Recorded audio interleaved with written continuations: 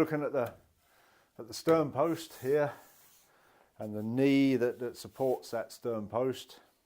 Just laminating that knee part up out of 3 pieces of a 3.5 inch square or 90 by 90 Doug fir. Yeah, that'll all be glued up in a minute. I'll cut that line off there at that angle, then glue them all up.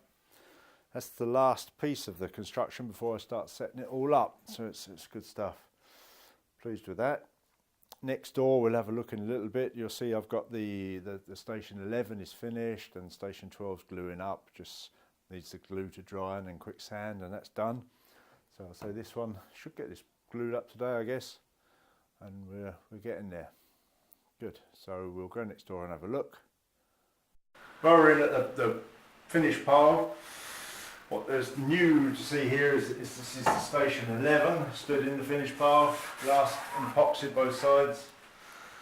Got those battens on for the sides of the engine room. Another batten, hard to see, but it's in there for the top of that bunk that's coming in there. So that's finished.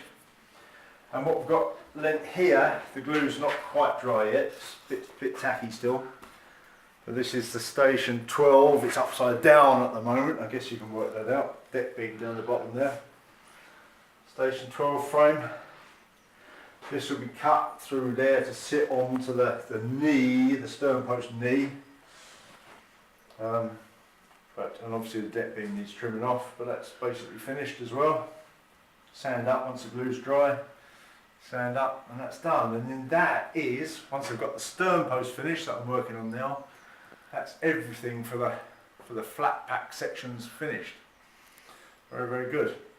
What I'll do then is I need to take each section and lay it on the lofting lines and draw the water line and the centre line on there. And then I need to take some careful measurements and measure out on each of these stations and cut there'll be a notch in there that the shear clamp goes in, and a notch down the bottom there that the chine log goes on. So I'll cut those. I'll use get the angle from the lofted lines, and then that will be ready for setting up in the strongback. So I'll need to go to the wood yard, order the wood for the strongback, and get that built. That's where we are. I'll say next thing is to draw water line and centre lines on these and cut the notches.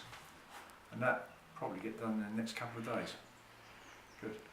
We're looking at the stern post with its knee here as it stands at the moment. Turned out to be quite a major piece. Started off with a piece of 9x9 Douglas fir. It's that piece there in the middle. And this knee is formed out of, as you can see, 1, 2, 3 piece of 9x9 Douglas fir. With the angle here cut out from laying it on the lofting lines. Glued it up, sanded it up. It needs a bit of a fill, but it's so far so good. The stern post itself, I've cut the angles on here, as you can tell. In fact, this angle twists, so I've cut it with the angle that gives us the most meat that we need, so that I can plane this angle. I think it's more of an angle at the top, and it comes to a tighter angle at the bottom. Could be the other way around. Anyhow, either way, I've cut one steady angle through it at the moment, so that when I join the chine log and the shear clamp in there, I can then plane it with that twist that it needs. At the moment I've cut 37.5 degree angle on there, and that's worked out that it left us about 5mm solid up the middle there. Obviously we've got 2 layers of 10mm plywood either side coming on there at that angle, so it leaves us with quite a wide bit up the actual stern, which will have a cap on it at the end. The pieces that I cut off when I cut those angles, I glued on the sides, so it gives us this nice wide section there for fitting the various longitudinal pieces too. That's come out very nicely. I just glued those triangles on there with a let me not drop this, with a Douglas fir batten. I put a Douglas fir batten up there and those triangles that come off in there. So it gets us that nice. I'll turn it around that way one more time.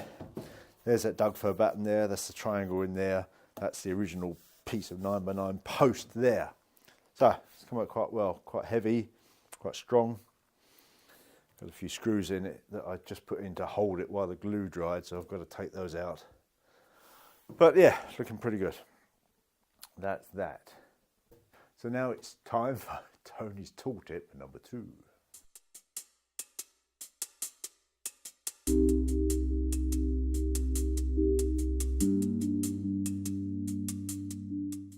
Well, Tony's tool tips for this time. This isn't the tool that I use second most, but it seemed to fit in the order because we started with the circular saw, and the next tool that I use for rough shaping, and I only use it for rough shaping, it's not a finishing tool, is the handheld planer. So I use it for rough shaping and cleaning up of the glue and that sort of thing. Any old handheld planer will do you, as long as it's a reasonable make. This one's a Skill, but you know, there's Skill, there's Black & Decker, there's Bosch, there's AEG, there's Makita, there's Metabo. Any of them will be fine, plus several other makes that I haven't named, I'm sure. As long as it's not cheap crap, that'll be fine. Because you're only using it for rough shaping. So this is 650 watts, it's a Skill 1560. Useful bit of kit. Not much to say about it really. The handles are nice. You've got the thing where you have to press the button before you can pull the trigger to get it running. You've got adjustment for the cut depth here, but I never adjust it. I just set it up once, use a bit of scrap wood, run it over, adjust until you've got a nice cut. I don't know what it is, maybe 1/2 mil, maybe a bit less. Nice cut, you're happy with it, and then I just leave it alone. This one, probably like a lot of them, can you see that, Kerry? It's got this red thing here that when you're planing, that pushes out of the way, but when you want to put it down on the bench, that keeps the blades up off the bench. I actually almost never lay it flat. Whenever I put it down, when I finish using it, I put it down on something, a piece of wood, so that your blades don't run on the bench or whatever you put it down on. The blades last a hell of a long time. It's not plugged in. You've got 2 blades in there. They last a hell of a long time. You can sharpen them. They come with a little jig for sharpening them. Really, if you avoid planing screws and nails, you won't need to sharpen them very often. Yeah, great bit of kit, as I say. Set it up once and just use it for rough shaping. They're not very expensive. Yeah, you need one. That's Tony's tool tips for this time. Good. As I said earlier, we've got to draw the centre lines and the water line on all of the panels. So Hazel and I will now go next door. We'll lay all the panels onto the lofting lines and mark them with the centre and the water lines. And that will be essential for when we set it up on the strongback. The wood for the strongbacks arrived, so that's waiting. So once we get those lines drawn on there, I can build then I can build the strongback, and we can start to set the pieces up. Yeah, and it will start to look like a boat. So that's what we'll do next. We'll cut and we'll go next door and do that.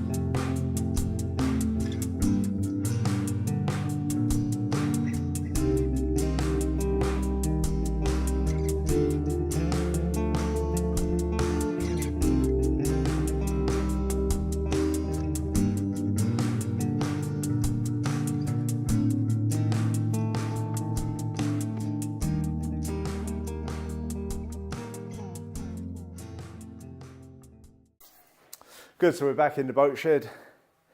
I've got various bits of wood around that I'm just starting to build the strongback.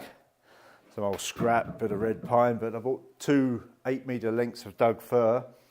I bought Doug fir so I can use them in the boat later.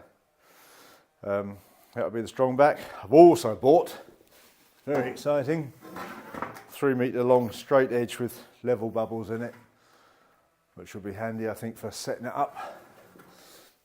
That's there. So this, if you just scan around there, Hazel, show that stack one more time, finished parts. There we go, jolly good. I can even stand in the picture. So this marks the end of phase 1. You got me as well in that picture? Good, yes. Very good. This really marks the end of phase 1 of the build. Phase 1 was to build the various flat sections. Phase 2 will be strongback, setting them all up, levelling them out of course, getting them in the right position, putting the chine log, the shear clamp round and a piece around the top of the coach roof, and then planking it, covering it in glass and epoxy, pulling it out, rolling it over and bringing it back in. And that's what I see as phase 2 of the build. And today really we're starting on phase 2, so it's exciting. Please subscribe down there somewhere. I don't know where. Somewhere there's a button, isn't there? A red button that says subscribe. If you like what you see, if you've got questions or comments, please ask them. I'll be only too happy to get your comments, your questions. I'll answer your questions best I can. Subscribe. Thank you. Riches in the sunset, standing at the sea. Tell me where you're going so decisively. What's your destination? Tell me where you're bound. We can move together where adventures abound. Running free before the breeze.